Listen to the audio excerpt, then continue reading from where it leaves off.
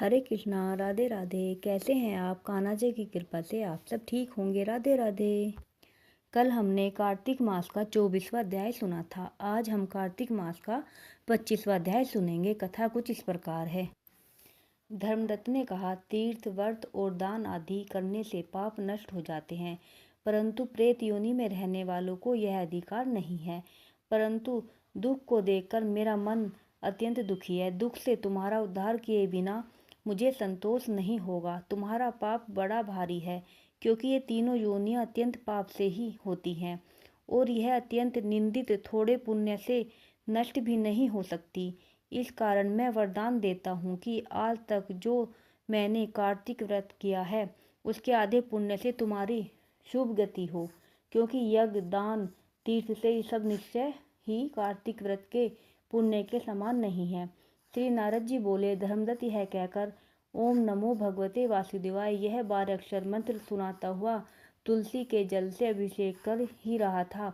इतने में वह प्रेत योनि से छूटकर अग्निशिखा के समान दिव्य रूप धारण कर लक्ष्मी के समान सुंदर हो गई। तब वह धर्मदत्त को प्रणाम करती हुई प्रसन्नता से गदगद होकर बोली, हे विप्रश्रेष्ठ, आपके आशीर्वाद से मैं इस घोर नरक से छूट गई हूँ, और पाप सागर से डूबती हुई मेरे लिए आप नौका के समान हैं। नारद जी ने कहा, हे विप्र, वह इस प्रकार कह ही रही थी कि उसी समय उसने विष्णु गणों के सहित आकाश मंडल से अपनी ओर आता हुआ एक देदीप्यमान विमान देखा। फिर उस विमान के द्वार पर बैठे हुए पुण्यशील, सुशील और अप्सरा गणों को देखा। आकाश से आए हुए उस विमान को धर्मदत्त ने आश्चर्य से देखा, और उन विष्णु रूपधारी पार्षदों को देखकर भूमि में दंडवत प्रणाम किया। पुण्यशील और सुशील नामक गणों ने उस भक्त ब्राह्मण को अपने हाथों से उठाकर उसका अभिनंदन करते हुए धर्म संयुक्त वाक्य कहा। गणों ने कहा, हे द्विजश्रेष्ठ, आप धन्य हैं, क्योंकि आप सर्वदा विष्णु भगवान के व्रत कथा सेवा में तत्पर होकर दीन दुखियों पर दया करते हैं। जो आपने बाल्यकाल से पवित्र और शुभ कार्तिक व्रत किया है, उसके आधे फल से कलह के पूर्व जन्म के संचित सब पाप नष्ट हो गए, और भी सैकड़ों जन्मों के अर्जित पाप नष्ट हो गए।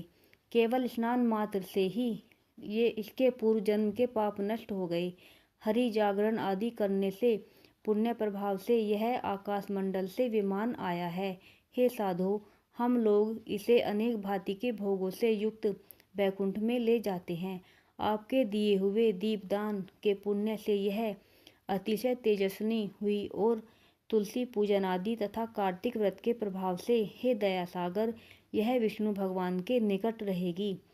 तुम भी इस जन्म में अनंतर दोनों स्त्रियों के साथ बैकुंठ लोक में विष्णु देव के समीप मुक्ति प्राप्त करोगे। हे धर्मदत्त, वे जन धन्य हैं, कृतकृत्य हैं, उन्हीं का जन्म फलीभूत है। जिन प्राणियों ने तुम्हारे समान विष्णु भगवान की आराधना भक्ति पूर्वक की है, क्योंकि विधिवत आराधित विष्णु भगवान प्राणियों को क्या नहीं देते, सब कुछ दे सकते हैं। जिन्होंने प्राचीन काल में उत्तानपाद के बेटे को ध्रुव स्नान में पहुंचाया, जिनके स्मरण मात्र से प्राणियों की सद्गति होती है।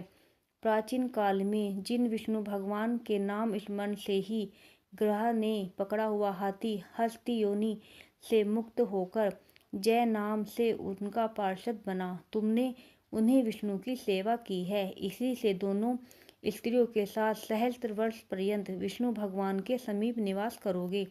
जब तुम्हारा पुण्य क्षीण होगा, तब तुम पृथ्वी में सूर्य वंश में प्रसिद्ध राजा होगे। दोनों स्त्रियों के साथ तुम दशरथ नाम से प्रसिद्ध राजा होंगे, तथा यह स्त्री तुम्हारे आधे पुण्य की भागीदार होने से तुम्हारी तीसरी भार्या होगी। भूमंडल में भी विष्णु भगवान अपने को तुम्हारे पुत्र रूप में बनकर तुम्हारे निकट रहेंगे और देवताओं का कार्य करेंगे।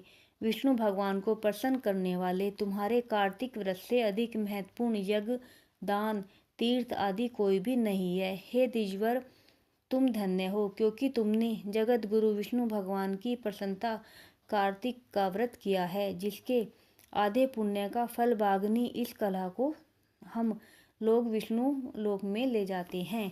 राधे राधे।